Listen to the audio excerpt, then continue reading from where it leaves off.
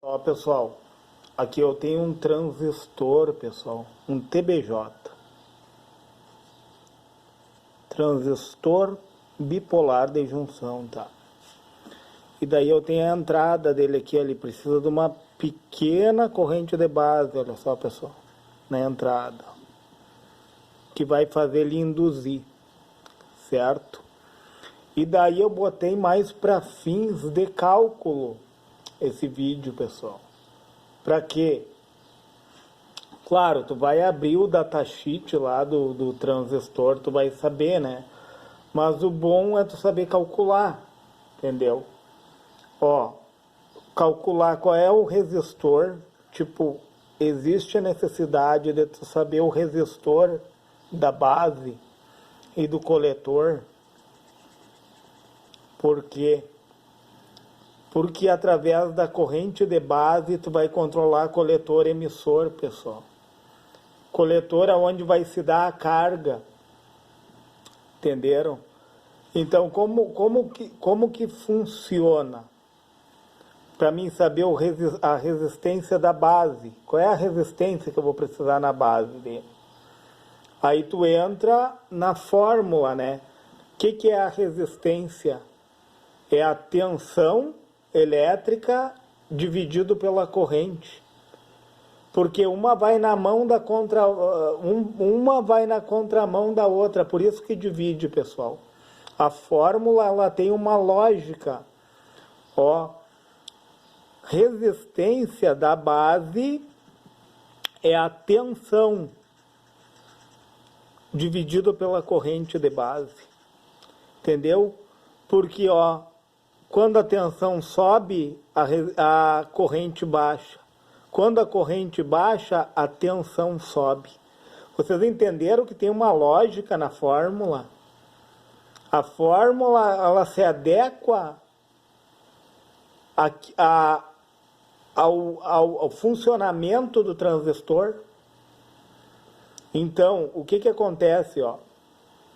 A tensão da resistência da base que eu preciso, eu tenho que diminuir a tensão da base emissor. Por quê, pessoal? Concordo comigo que aqui vai haver um divisor resistivo. Um divisor não, pessoal.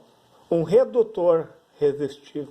Ele só divide quando for igual, entendeu? Quando tiver dois resistores iguais em série, eles vão dividir a tensão.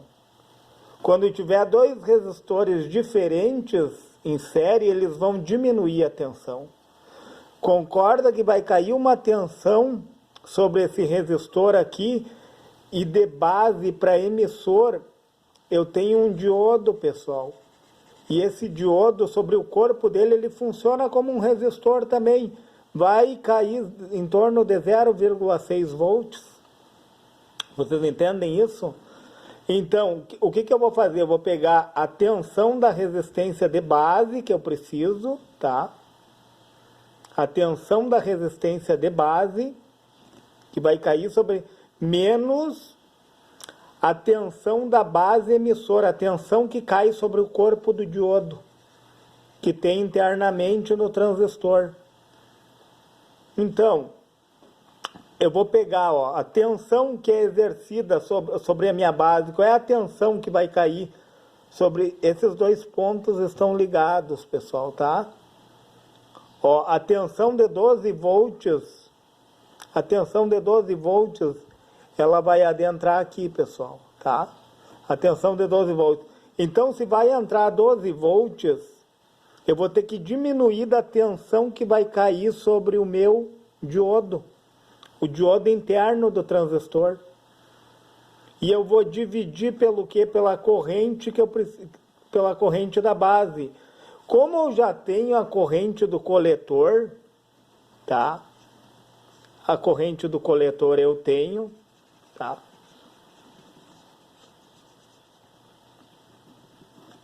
E o ganho desse transistor é 100 vezes, tá?